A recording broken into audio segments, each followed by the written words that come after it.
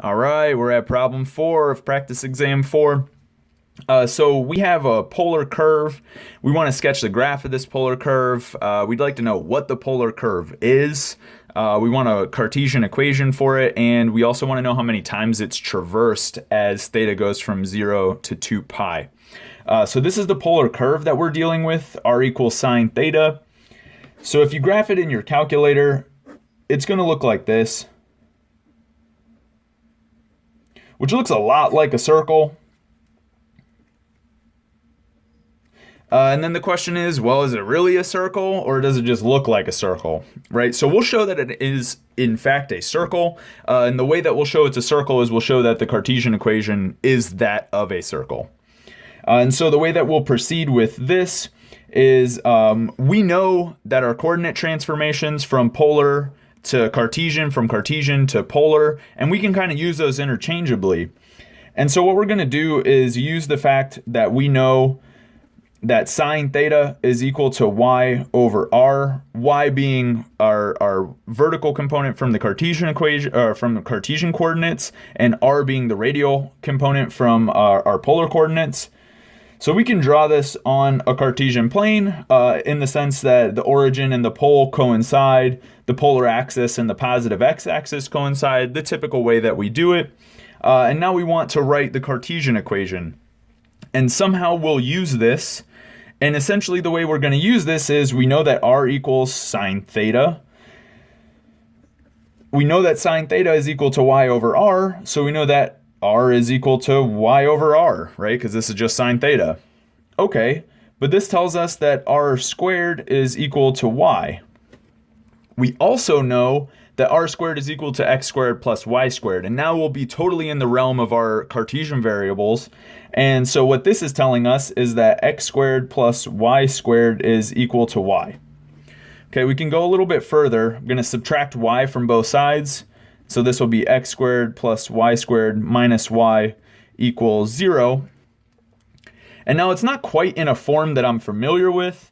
So what I would like to do is actually look at these y's that are in common, and I want to complete the square.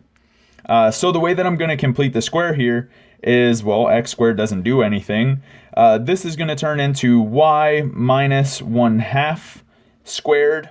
To do that, what I would actually have to do is introduce a 1 over 4 plus 1/4 on both sides. Okay, so the 1/4 gets absorbed into this y minus 1/2 squared quantity. So you should go ahead and expand that out and make sure you get y squared minus y plus 1/4. Okay, and then on the other side, I have 1/4. And so this is incredibly close to something I'm familiar with. The only thing I would have to do is rewrite 1/4 as 1/2 squared. And so now I have the equation x squared plus y minus 1/2 squared is equal to 1/2 squared. And I recognize that this is the equation, this is my Cartesian equation, first of all, for this curve. And I recognize that this equation is the equation of a circle, right? Centered at 0, because it's x minus 0 squared, comma 1/2, right? Because 1/2 is that part that's being subtracted off of y inside the square. And then with radius 1/2, right? Because I have radius squared on the right side of the equation. So in fact, this is a circle. It has radius 1/2 and it has center 0, comma 1/2. And now note, I drew my polar curve. I didn't write anything about polar coordinates. And now the coordinates that I'm writing are in fact Cartesian coordinates, right? So 0, comma 1/2 is in Cartesian coordinates. Okay, so this is my Cartesian equation and my interpretation of the curve. So we know it's a circle centered at 0, comma 1/2 with radius 1/2. And that stuff is all in the realm of our Cartesian coordinates.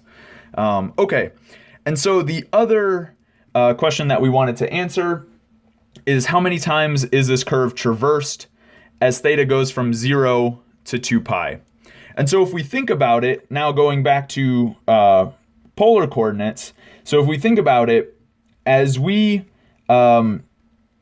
sine takes the value 0 at theta equals 0. So let's draw a graph of sine. So we have, this is a graph of sine. So let's say this is r, this is theta, and this curve is r equals sine theta.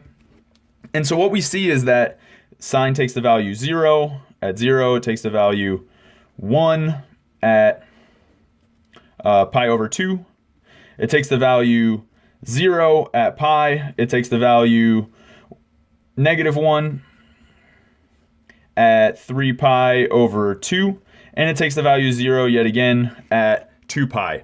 And so if we trace this around on our curve that we drew, right, we start off at r equals 0 and theta equals 0. Fine. We start to increase theta, so we start to rotate counterclockwise. Here we're at theta equals pi over 2, r equals 1. We keep going, and we come back to theta equals pi, and that gives us r equals 0 again. Right, so we've done this portion of the curve at this point. And we went around one time doing that. So this was 0 to pi, like this. So this is for t equals 0 to pi. And so if you think about it, this next time we go around, right, we're going from theta equals pi to theta equals 2 pi, and our r is negative. So in fact, the way it'll look on our plane is our radial component is negative. So typically, when theta goes from 0 or pi to 3 pi over 2, it should be in the third quadrant, but that's for positive radial components. Since our radial component is negative, it jumps back up into the first quadrant, and we actually just traverse around the circle again. So here would be the second time as theta goes from pi to 2 pi. And so in fact, we traverse the curve twice.